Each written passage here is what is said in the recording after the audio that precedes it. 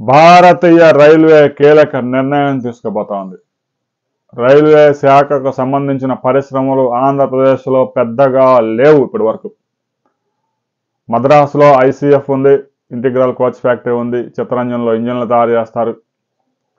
ఇక పంజాబ్లోను అగర్తలలో కూడా రైల్వేకి సంబంధించి పెద్ద పెద్ద పరిశ్రమలు ఉన్నాయి. బీహార్లో కూడా మరో పరిశ్రమ వచ్చింది. అయితే ఆంధ్రప్రదేశ్లో ఇంతవరకు రైల్వేలకు సంబంధించి అతి పెద్ద పరిశ్రమ ఒక్కటి కూడా లేదు.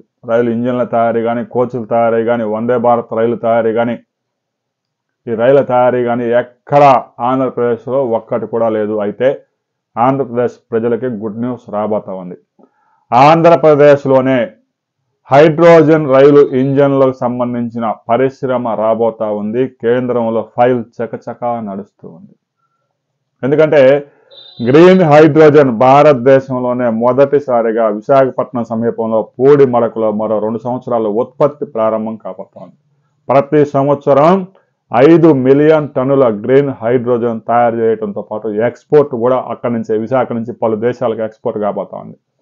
ఇక ప్రస్తుతానికి టెస్టింగ్ మోడ్లో తయారు చేస్తున్న hydrogen engine, rail engine ready అయింది. అనుసంధాన ప్రక్రియ జరుగుతూ ఉంది. మార్చిలో టెస్టింగ్ చేసే అవకాశం ఉంది ట్రాక్ మీద.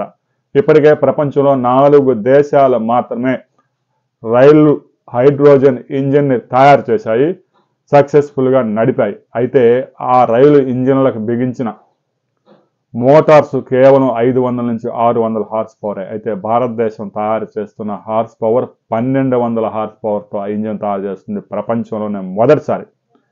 అది కనుక సక్సెస్ అయితే ఆంధ్రప్రదేశ్లో హైడ్రోజన్తో నడిచే రైల్వే ఇంజన్ల ప్రాజెక్టు విశాఖ సమీపంలో రాబోతా ఉంది.